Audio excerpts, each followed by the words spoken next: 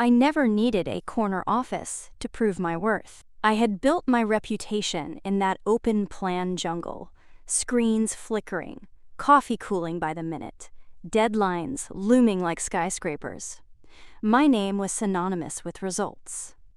When quarterly numbers faltered, I stepped in. When deals stalled, I revived them. I wasn't loud about it. I didn't need to be. My team knew. The clients knew. And deep down, so did my bosses. My name is Rachel Sloan, and my role as Senior Strategy Manager at Halverson and AMP. Boyd wasn't just a job. It was a series of battles I'd won with intelligence, tenacity, and grace. I'd negotiated tech partnerships that tripled regional engagement. I'd overseen restructuring projects that saved millions. I wasn't just performing, I was outperforming. And I did it all while raising my son alone.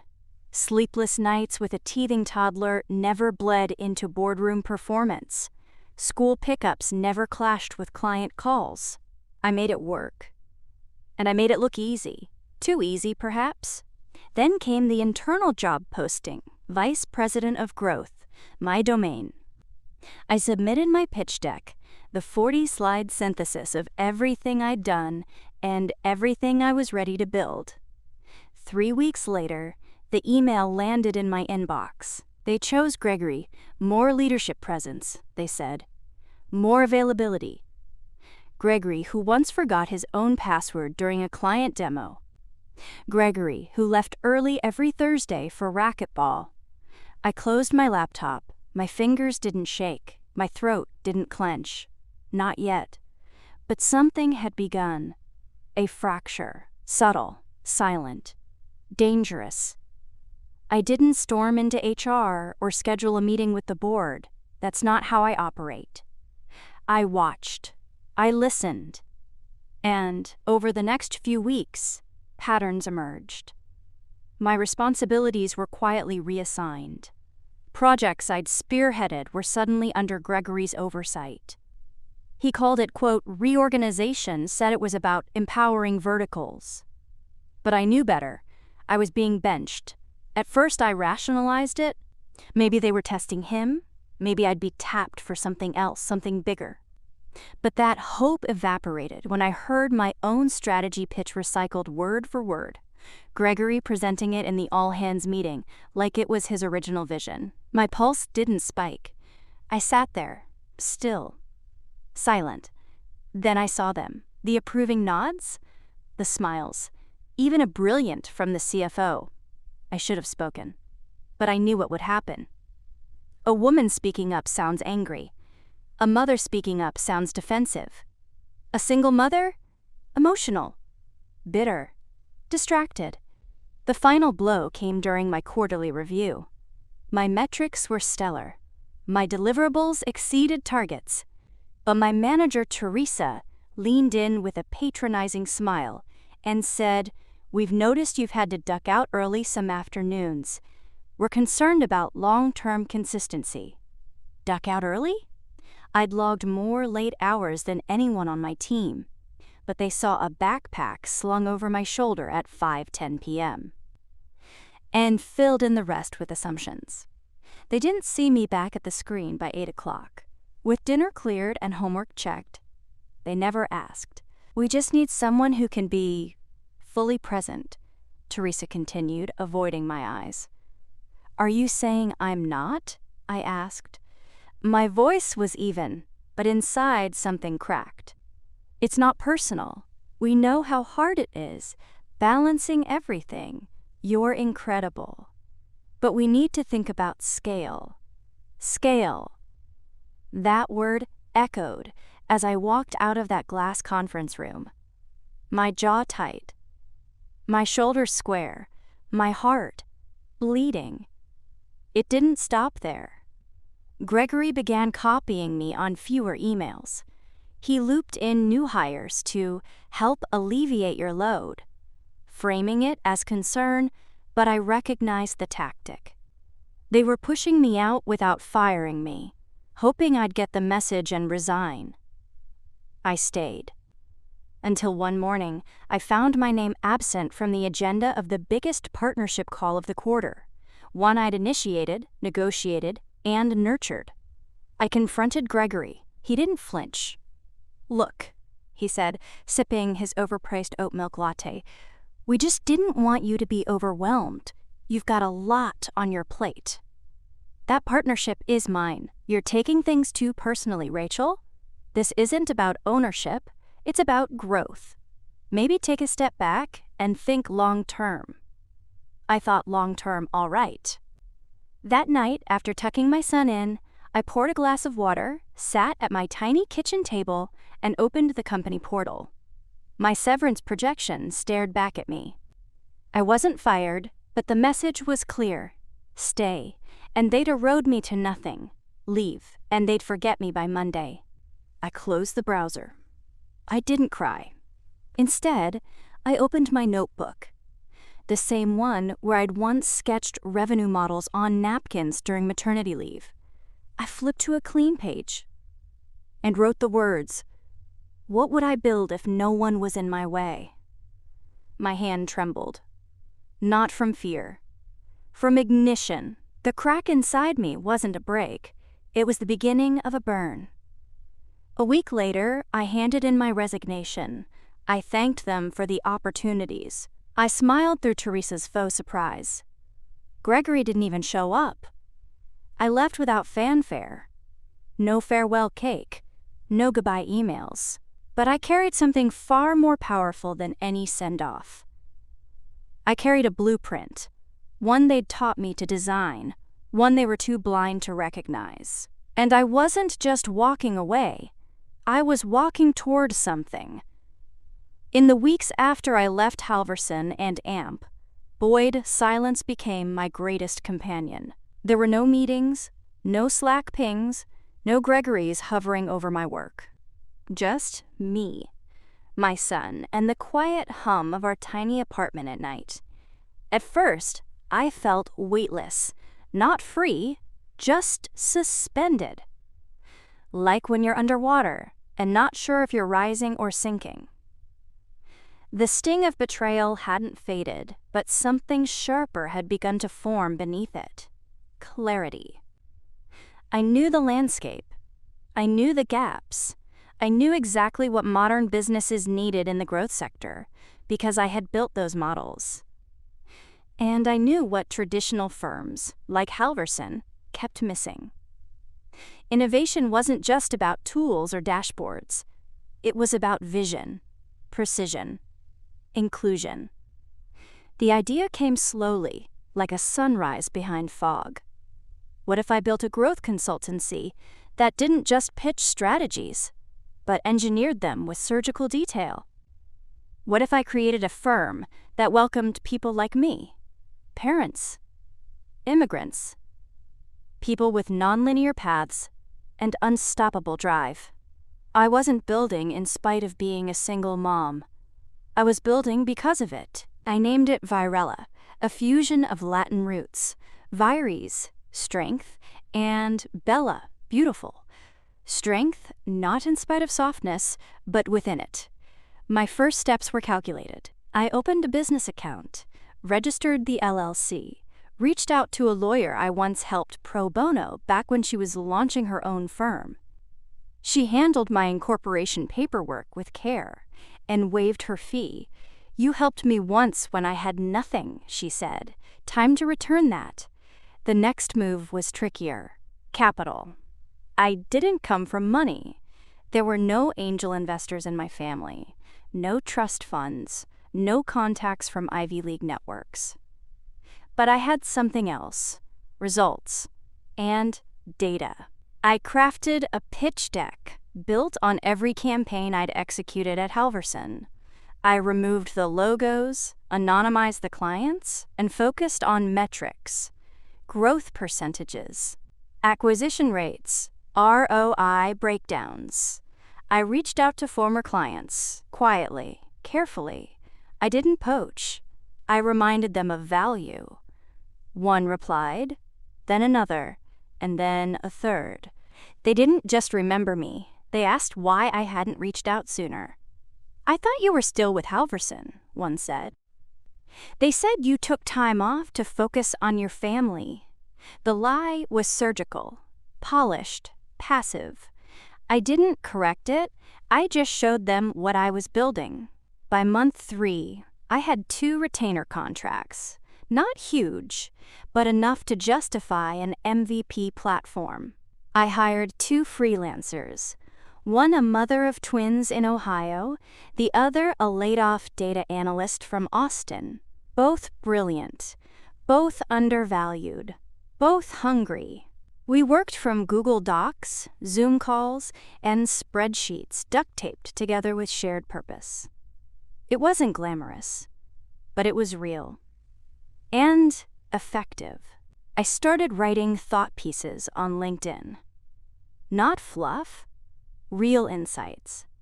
Revenue tunnel bottlenecks. Cross-channel growth frameworks. KPI inversions.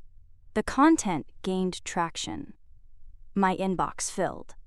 Then came the accelerator. One night, scrolling through founder groups while my son snored beside me, I found an application for Furnace Lab, an early-stage startup incubator focused on underrepresented founders. I applied without expecting much. A week later, I got an email. "Your concept is disruptive, and your execution is razor-sharp. We'd like to invite you to pitch." The pitch was scheduled for 6:30 p.m. I booked a babysitter.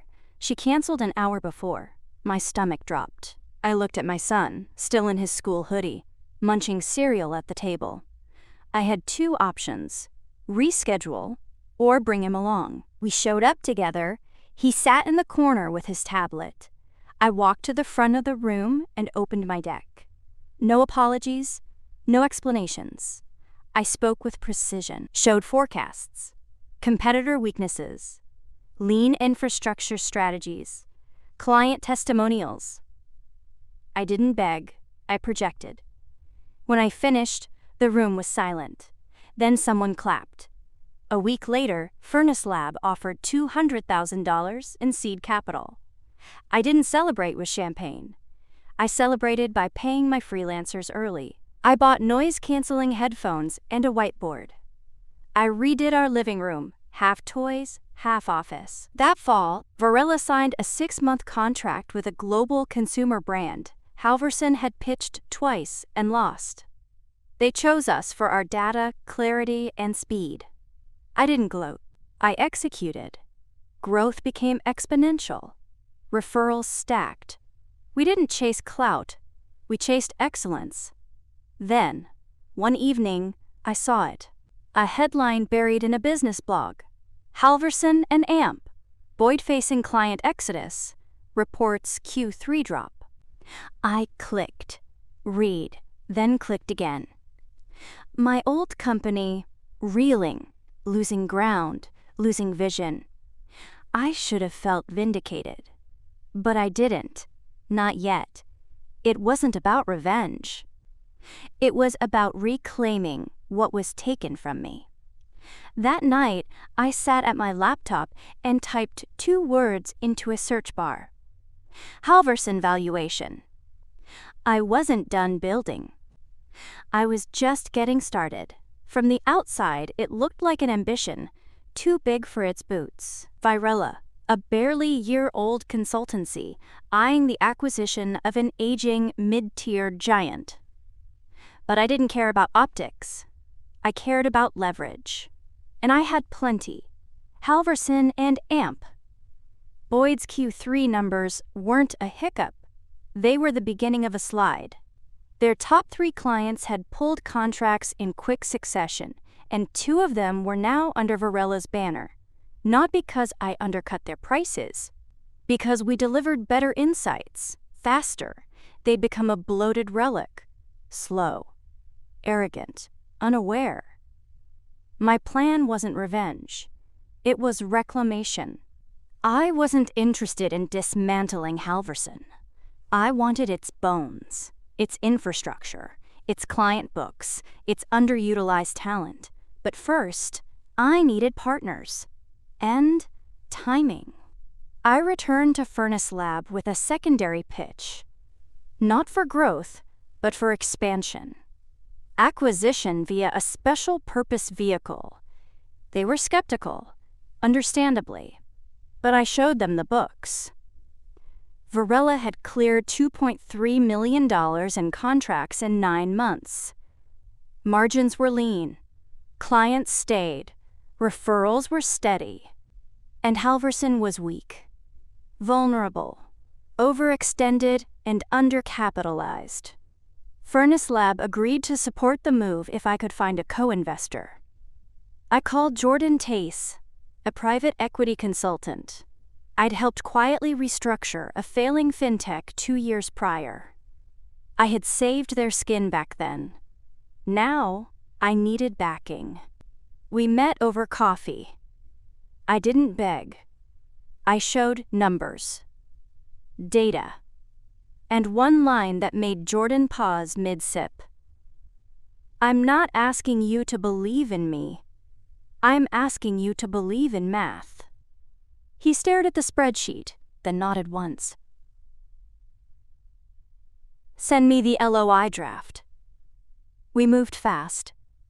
Halverson wasn't publicly listed, which gave us an advantage. No headlines.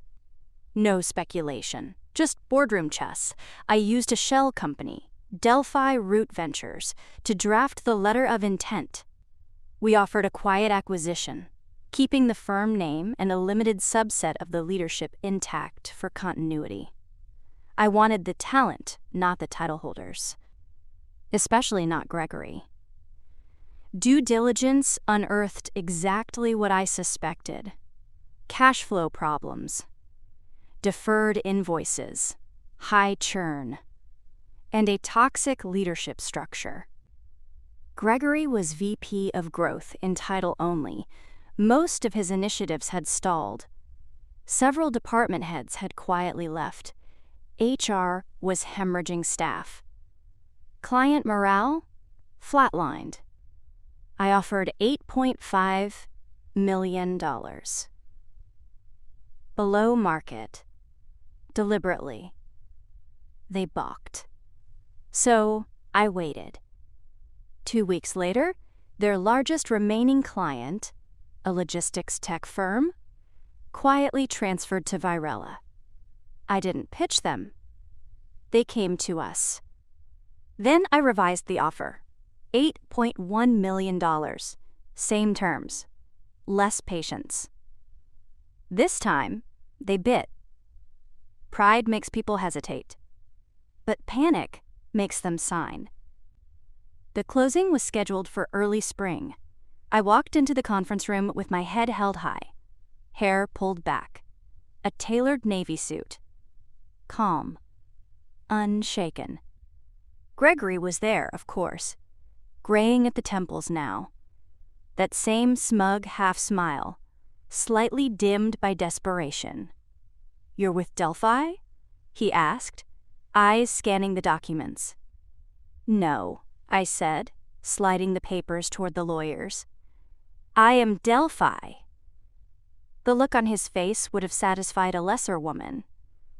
But I wasn't here for that. I was here for what he tried to take from me. My dignity, my place, my legacy. The paperwork took hours. I signed the final agreement with steady fingers. A formality. The real win had already happened. Outside, the rain had stopped. I stepped into the street, my phone buzzing. A message from my lead analyst. Logiax confirmed year-long extension. $900,000. They want to go exclusive. I smiled. Not broadly. Just enough. I walked home that night instead of calling a car. The streets smelled of wet pavement and spring. My son was already asleep when I got in. I stood in his doorway for a while, listening to him breathe, remembering the night I almost canceled that first pitch. Back then, they said I was too distracted. Now I owned them. It wasn't just a transaction. It was a reckoning. Slow, deliberate, and precise. I didn't fire anyone on day one. That would have been theatrical. I wasn't here to make a statement. I was here to build. But I had a list, and Gregory was near the top. In the first 2 weeks post-acquisition, I met with every team: finance, creative, data ops, client solutions. I asked quiet questions, I listened, and I learned quickly who had carried weight and who had merely worn it. There were good people inside Halverson, people who had once tried to speak up but had been stifled by the same culture that tried to shrink me. I gave them room, I gave them backing, and I gave them roles that mattered. Then came Gregory. He showed up to our first one-on-one with the same forced confidence he'd always worn, like an ill-fitting suit. "I'm glad we have a chance to align," he said, offering his hand. I didn't take it.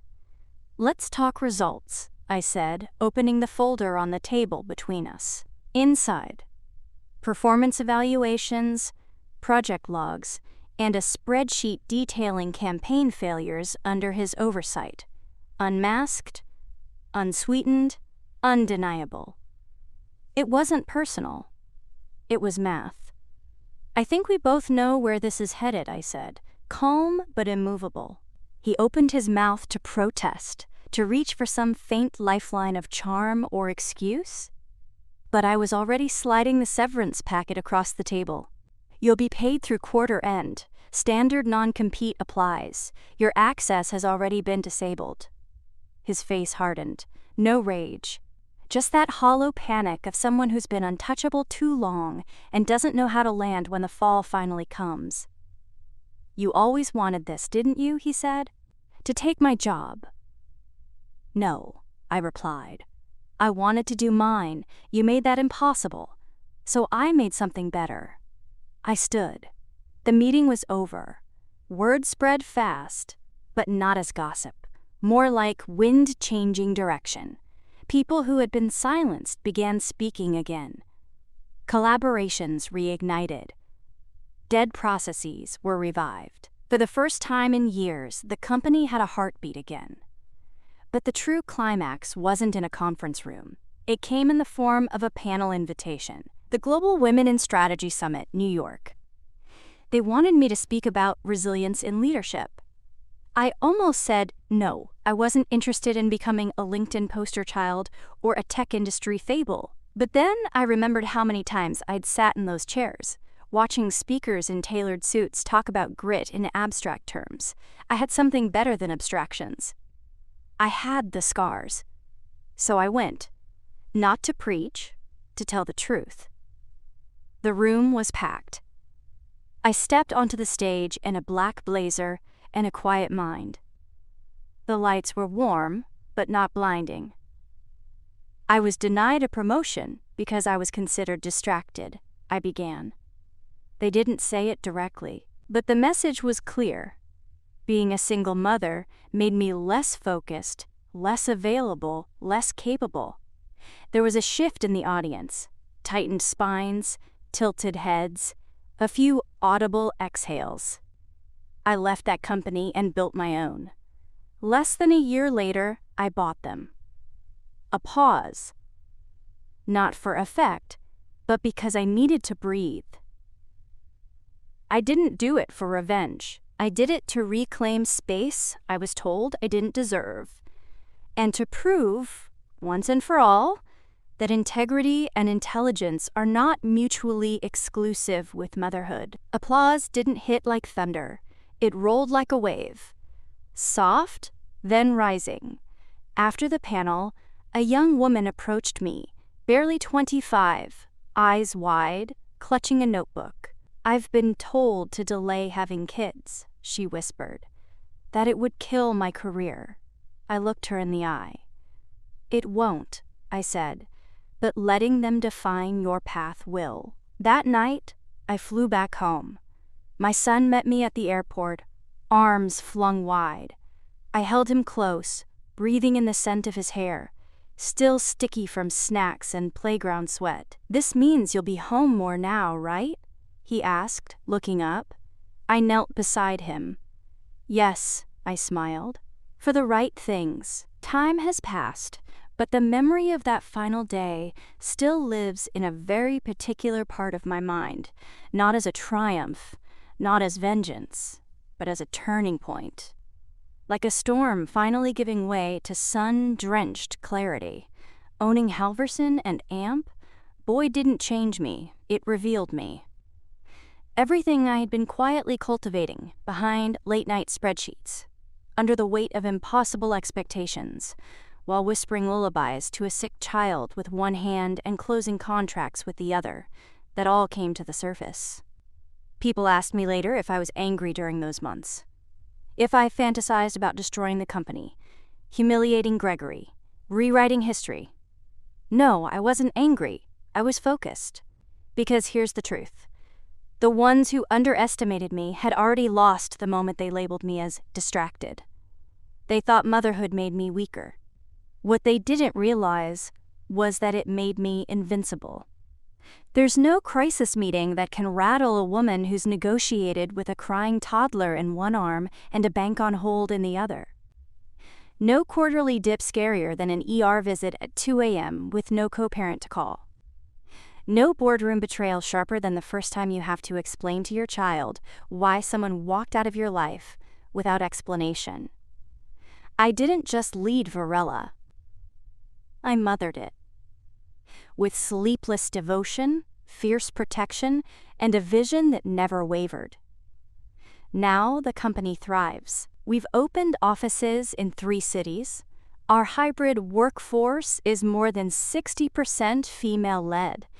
And our mentorship program for single parents in tech has helped dozens of brilliant people re-enter the industry with confidence and support.